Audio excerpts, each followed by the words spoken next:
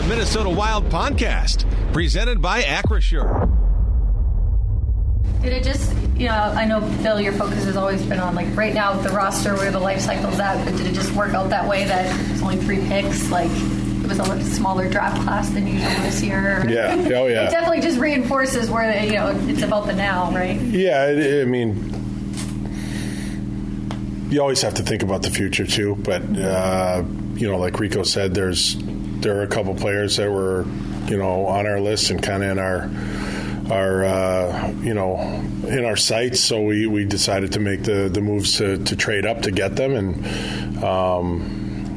I have full confidence in these guys. I don't know these players like they do, and so I have full confidence in them. And when they're suggesting to do these types of things, we usually do it, and very happy with the 3 guys we got. Could be quality versus quantity too. Like, you made a lot of draft picks the last 5-6 years. Like, it could be we can take a swing at this or move up to get this guy because we know he is a guy that we want to have on our own. Yeah, I mean, we've drafted a lot the last number of years, and this year's a little bit different. We'll take it. Yeah, I know you will.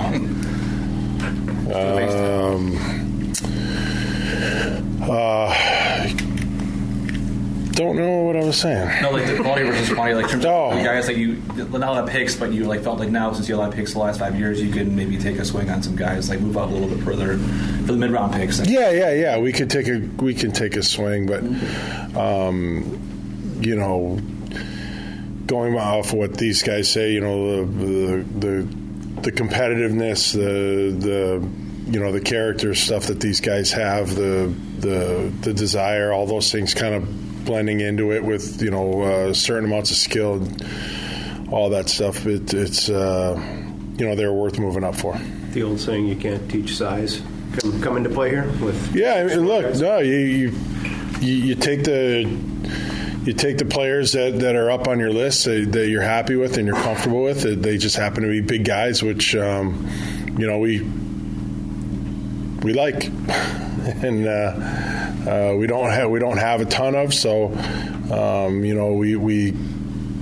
being that there are players that we liked where they were on the list, and we had an opportunity to get them, and the fact that they're bigger guys, it's just a bonus. Billy, with July 1 coming up, do you feel like as much as you want to add a center right now, if the trade can't happen by that day with the number of wingers that you need, that you will have to conduct your business that day? Yeah, I mean, we have to go business as usual and make sure that we put the most competitive team on the ice that we can. Yeah. Do you? The reality is that your centers actually you were fine last year. I mean, except we were a pretty good team. Getting hurt. So do you feel like at a minimum, if you have to start the season with the same centers that you're? Yeah. I mean, that's the one thing. I think when there's the off season, you're always talking about what do they need to do, this, that, get this guy, get that guy, get this position. We're still a pretty good team, and we've got some holes to fill. We'll fill them. And, we just don't know in which way we'll do that right now, but we're working at looking at a lot of different things. What do you hope to accomplish with trade? Like, what are some of those holes, maybe especially in the organization, not just for the NHL roster, but two-way depth? The depth guys, we're... A goalie with Gus. Yes. Yeah. I mean, like the goalie position's one of them.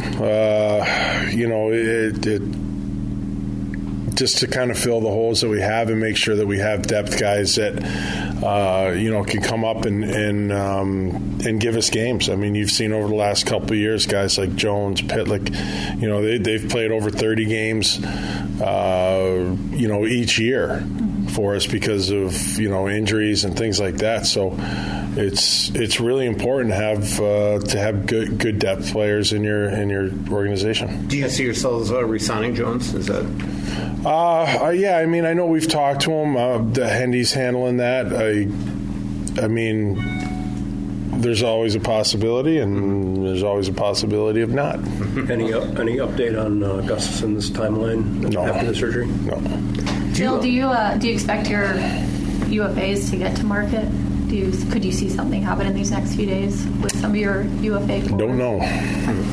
If you do, well, obviously we know Johansson's leaving, but obviously with Suzuki and Tarasenko as well. I mean, that's 100 points off your lineup. I mean, do you feel like you could fill that in free agency or a trade? Like, is there? Like I said, like I'm not. I haven't closed the door on anybody, so we're not. I don't know if we're gonna have to replace him. No. Do you feel like Brink is somebody that can fill one of those spots? Yeah, Bobby's a good player. He's a good player. He's got offensive ability. He's got a lot of room to grow, and he needs to learn certain parts of playing a certain brand of hockey. But he definitely has natural ability and instincts and the ability to produce. So, he's one of those guys that we could look to. Have you started talks with Quinn and his representation? Yeah. I mean, very, very preliminary, just talking. Like, there's nothing that you guys would be real interested in. Bogosian had a tough year injury-wise. When he's healthy, he's been effective for you guys. You think he'll be back next year? Yeah, we want Zach back. Yep. We want him back. How about the goalie situation? Like, do you feel like there's a quality number 2, 3 out there that you can sign that will win you games and that you can slide through waivers and all that? Like, or is that more of a trade type position? Either way, either way we can get it. Whether it's through free agency or through a trade, we'll look to we'll look to do something like that. Right. Do you see appealing names out there? I mean, yeah. Yep. Because forwards, not a ton, right? I mean, it's not the greatest class. I mean, they're all NHL players, or if you're looking for like superstars or something like that, they're just not. Yeah. No, but there's some very good players out there that could help us. At the end of the year, you mentioned for younger players, you want them to knock the door down and prove, hey, I'm ready to go for this spot. Like, and some guys you probably envision that could maybe fill some of these spots in the lineup, like whether it's Haight or like maybe I don't know if Strainwell's a guy who can kind of step in the start of the year. Other guys like this that you feel like, okay, these are ready for regular spots. I hope so. Yeah. I mean, it's not. It's like I've always said, like, they've got to show me. I can't sit here and say, we want this guy to be, in this spot or that. I can't say that because they have to show me. I'm not putting anybody anywhere. They're going to have, if Charlie Strammel's got ability. He's a big kid. He's a right shot center. Like, he's going to have to come in and prove to us that he belongs in this league and on our team and can help us win. And same thing with, Hunter Haight and all these other young guys. Like, I can't tell you who's, I can't really answer that. Like, they have to come in and do it. And, I hope they do. But they've got to be in the right mindset to come in and make their way in this league. It's not easy, but, you have to push yourself out of your comfort zone and maybe do some stuff that you're not used to doing, or do some stuff that you don't like doing. But you got to push, and you got to make sure that you're ready to compete for a job. Go back to the draft for a second. In person versus remote. Do you care? Does it make a difference to you? Did you? Yeah, I like it. I think it gets a little crazy with the trading up and down and all this stuff, and it slows it down. But I think this year was better than last year. I think there have been a lot of improvements. I don't mind staying in our home city for it, but on the flip side, I do miss being around the bigger group and having easier access to everybody. And it's dealing face to face with people is a lot better and sometimes a little more difficult, but that's a good thing too. As a former player, what do you think about the recent kind of trend of like player empowerment in terms of guys with no trade clauses saying, "Hey, I want to do this for my career and go some other place"? Like, what are your? That's fine. Yeah, I got no problem with it. I have no problem with it. Nope.